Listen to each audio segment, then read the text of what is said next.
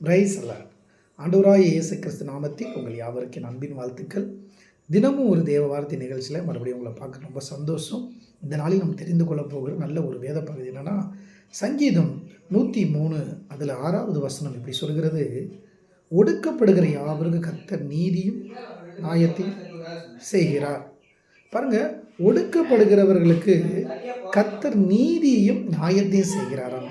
இன்றைக்கி பாருங்கள், பல காரியங்களில் பல சூழ்நிலையில் நம்ம ஒடுக்கப்படுகிறோம். தன் சொந்த குடும்பத்தில் ஒடுக்கப்படுகிறோம். பாருங்கள், வேலை செய்கிற இடத்துல ஒடுக்கப்படுகிறோம். இன்னும் சொல்லப்போனால் பல இடங்களில் பல காரியங்களில் ஒடுக்கப்பட்ட நிலைமையில் நீங்கள் இருக்கலாம். இந்த அருமையானவர்களே, ஆண்டவர் சொல்லுகிறார், நீங்கள் ஒடுக்கப்பட்ட நிலைமையில் இருக்கிறீங்களா? என்னை ரொம்ப ஒடுக்குறாங்க, என்னை ரொம்ப நெருக்கிறாங்க, என்னத்தான் துன்பப்படுத்துகிறாங்க, என்னத்தான் வேதனைப்படுத்துகிறாங்க, மறுபடியும் என்னையே தான் சொல்கிறாங்க அப்படின்னு நினைக்கிறீங்களா? கவலைப்படாதீங்க. ஆண்டவர் சொல்லுகிறார், ஒடுக்கப்படுகிறவர்களுக்கு கர்த்தர் துணையாக இருக்கிறாராமா. ஒடுக்கப்படுகிறவர்களுக்கு ஆண்டவர் நியாயம் செய்கிறாராமா. ஆண்டவர் எவ்வளோ நல்லவர் பாருங்களேன். இன்றைக்கி கூட இந்த வார்த்தையை கேட்டுருக்கிற நீங்கள் சொந்த குடும்பத்தில், அக்கம் பக்கத்தில், வேலை செய்கிற இடத்துல, இன்னும் நீங்கள் சந்திக்கிற பல காரியங்களில் ஒடுக்கப்பட்ட சூழ்நிலை தான். கவலைப்படாதீங்க.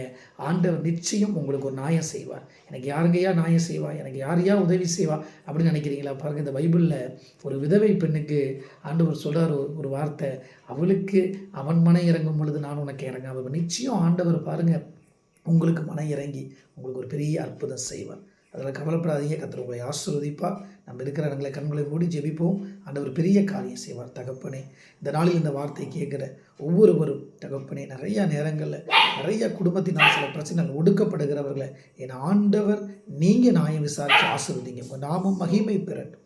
இயேசுவின் நாமத்தின் நல்ல பிதாவே, ஆமென். தேங்க்யூ. God bless you.